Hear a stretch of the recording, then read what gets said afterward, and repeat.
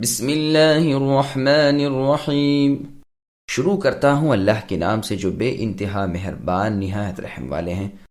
سبحان الذي اسرا بعبده ليلا من المسجد الحرام الى المسجد الاقصى الذي باركنا حوله لنريه من آياتنا انه هو السميع البصير۔ پاک ہے وہ اللہ تعالی جو اپنے بندے محمد صلی اللہ علیہ وسلم کو رات ہی رات میں مسجد حرام سے مسجد اقصیٰ تک لے گئے، جس کے آس پاس ہم نے برکت دے رکھی ہے، اس لیے کہ ہم انہیں اپنی قدرت کے بعض نمونے دکھائیں۔ یقیناً اللہ ہی خوب سننے دیکھنے والے ہیں۔ سامعین، اب ان آیتوں کی تفسیر سماعت کیجیے۔ سورہ بنی اسرائیل کی فضیلت۔ صحیح بخاری میں عبداللہ بن مسعود رضی اللہ عنہ سے مروی ہے کہ سورہ بنی اسرائیل اور سورہ کہف اور سورہ مریم سب سے پہلی، سب سے بہتر اور بڑی فضیلت والی ہیں۔ مسند احمد نے سنن ترمذی میں ام المؤمنین عائشہ رضی اللہ عنہا سے مروی ہے، فرماتی ہیں کہ رسول اللہ صلی اللہ علیہ وسلم نفلی روزے کبھی تو اس طرح پے در پے لگاتار رکھتے چلے جاتے کہ ہم اپنے دل میں کہتے شاید رسول اللہ یہ پورا مہینہ روزوں ہی میں گزار دیں گے، اور کبھی کبھی بالکل ہی نہ رکھتے، یہاں تک کہ ہم سمجھ لیتے کہ شاید آپ اس مہینے میں روزے رکھیں گے ہی نہیں۔ اور رسول اللہ کی عادت مبارکہ تھی کہ ہر رات سورہ بنی اسرائیل اور سورہ زمر پڑھا کرتے تھے۔ آیت معراج کی تفسیر۔ اللہ تعالیٰ اپنی ذات پاک کی عزت و عظمت اور اپنی پاکیزگی و قدرت بیان فرماتے ہیں کہ وہ ہر چیز پر قادر ہیں۔ اللہ کی سی قدرت کسی کو نہیں، وہی عبادتوں کے لائق اور صرف وہی ساری مخلوق کی پرورش کرنے والے ہیں۔ وہ اپنے بندے یعنی محمد مصطفیٰ صلی اللہ علیہ وسلم کو ایک ہی رات کے ایک حصے میں مکہ مکرمہ کی مسجد سے بیت المقدس کی مسجد تک لے گئے، جو ابراہیم خلیل اللہ علیہ السلام کے زمانے سے انبیاء کا مرکز رہا۔ اسی لیے تمام انبیاء علیہم السلام وہیں آپ کے پاس جمع کیے گئے، اور رسول اللہ نے وہیں انہی کی جگہ ان سب کی امامت کی، جو دلیل ہے اس امر کی کہ امام اعظم رئیس مقدم محمد صلی اللہ علیہ وسلم ہی ہیں، صلوات اللہ وسلامہ علیہ وعلیہم اجمعین۔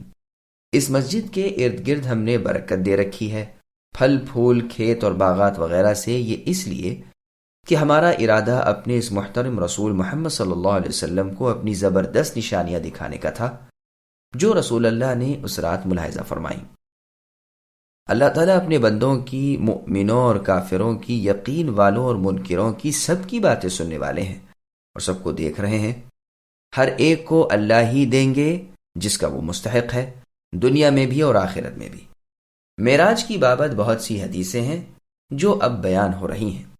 صحیح بخاری میں انس بن مالک رضی اللہ عنہ سے مروی ہے کہ معراج والی رات جبکہ کعبۃ اللہ شریف سے رسول اللہ صلی اللہ علیہ وسلم کو بلایا گیا، رسول اللہ کے پاس 3 فرشتے آئے۔ اس سے پہلے کہ آپ کی طرف وحی کی جائے، اس وقت رسول اللہ صلی اللہ علیہ وسلم بیت اللہ میں سوئے ہوئے تھے۔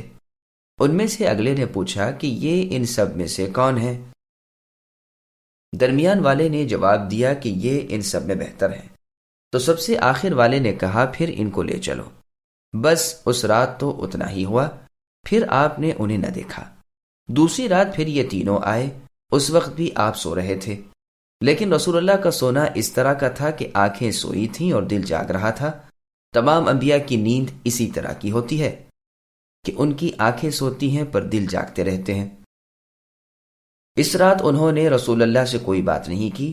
رسول اللہ کو اٹھا کر چاہے زمزم کے پاس لٹایا اور آپ کا سینہ گردن تک خود جبرائیل علیہ السلام نے اپنے ہاتھ سے چاک کیا یعنی چیرا، اور سینے اور پیٹ کی تمام چیزیں نکال کر انہیں اپنے ہاتھ سے زمزم کے پانی سے دھویا۔ جب خوب پاک و صاف کر چکے تو رسول اللہ صلی اللہ علیہ وسلم کے پاس ایک سونے کا تشت لایا گیا، جس میں سونے کا ایک بڑا پیالہ تھا جو حکمت اور ایمان سے پر تھا۔ اس سے رسول اللہ صلی اللہ علیہ وسلم کے سینے کو اور گلے کی رگوں کو پر کر دیا، پھر سینے کو سی دیا گیا۔ پھر رسول اللہ کو آسمان دنیا کی طرف لے کر چڑھے، وہاں کے دروازوں میں سے ایک دروازے کو کھٹکھٹایا۔ فرشتوں نے پوچھا کہ کون ہے؟ جبرائیل علیہ السلام نے فرمایا جبرائیل ہوں۔ پوچھا کہ آپ کے ساتھ کون ہے؟ فرمایا میرے ساتھ محمد صلی اللہ علیہ وسلم ہے۔ پوچھا کیا آپ کو بلوایا گیا ہے؟ جواب دیا کہ ہاں۔ سب بہت خوش ہوئے اور مرحباً کہتے ہوئے آپ کو لے گئے۔ آسمانی فرشتے بھی کچھ نہیں جانتے کہ زمین پر اللہ تعالیٰ کیا کچھ کرنا چاہتے ہیں جب تک کہ انہیں معلوم نہ کرا دیا جائے۔ رسول اللہ نے آسمان دنیا پر آدم علیہ السلام کو پایا۔ جبرائیل علیہ السلام نے تعارف کرایا کہ یہ آپ کے والد آدم علیہ السلام ہیں، انہیں سلام کیجیے۔ رسول اللہ نے سلام کیا۔ آدم علیہ السلام نے جواب دیا، مرحباً کہا اور فرمایا آپ میرے بہت ہی اچھے بیٹے ہیں۔ وہاں 2 نہریں جاری دیکھ کر رسول اللہ صلی اللہ علیہ وسلم نے جبریل علیہ السلام سے دریافت کیا کہ یہ نہریں کیا ہیں؟ جبریل علیہ السلام نے جواب دیا کہ یہ نیل اور فرات کا عنصر۔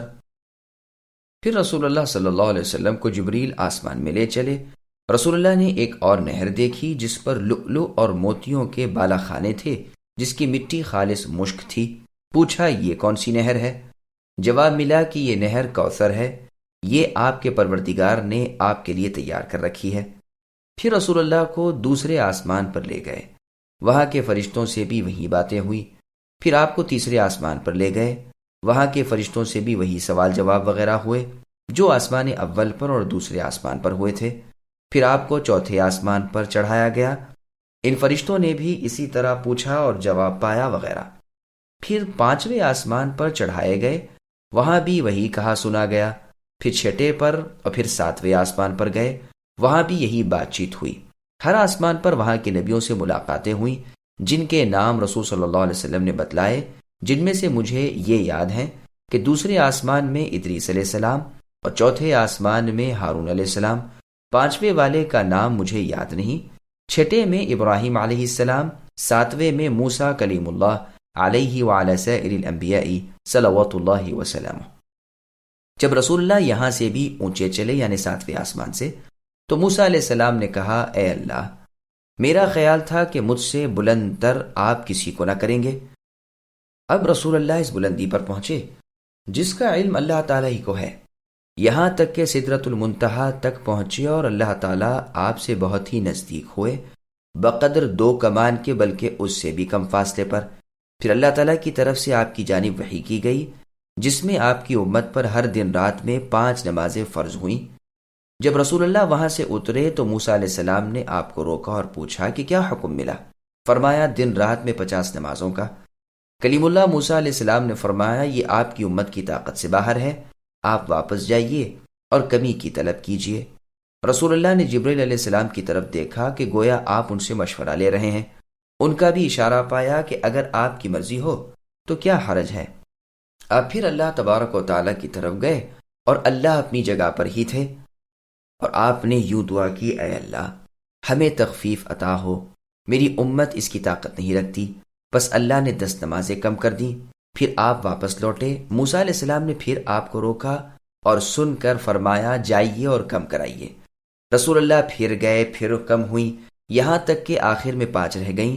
موسیٰ علیہ السلام نے پھر بھی فرمایا کہ دیکھیے میں اپنی قوم بنی اسرائیل میں ایک عمر گزار چکا ہوں، انہیں اس سے بھی کم کا حکم تھا لیکن پھر بھی وہ بے طاقت ثابت ہوئے اور اسے چھوڑ بیٹھے۔ آپ کی امت تو ان سے بھی ضعیف ہے، جسم کے اعتبار سے بھی اور دل بدن آنکھ کان کے اعتبار سے بھی۔ آپ پھر جائیے اور اللہ تعالیٰ سے تخفیف کی طلب کیجیے۔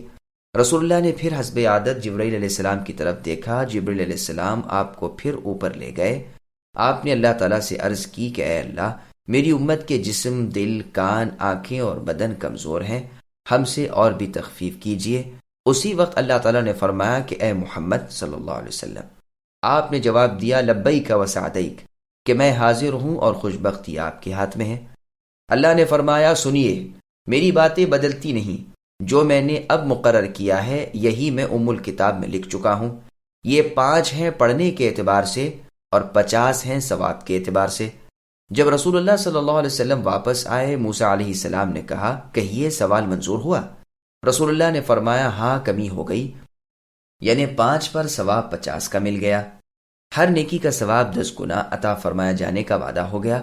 موسیٰ علیہ السلام نے پھر فرمایا کہ میں بنی اسرائیل کا تجربہ کر چکا ہوں، انہوں نے اس سے بھی ہلکے حکام کو ترک کر دیا تھا، آپ پھر جائیے اور پروردگار سے کمی طلب کیجیے۔ رسول اللہ صلی اللہ علیہ وسلم نے جواب دیا کہ اے کلیم اللہ موسیٰ، میں گیا آیا، اب تو مجھے شرم سی ہوتی ہے۔ آپ نے فرمایا اچھا پہ تشریف لے جائیے، بسم اللہ کیجیے۔ اب جب آپ جاگے تو آپ مسجد الحرام میں تھے،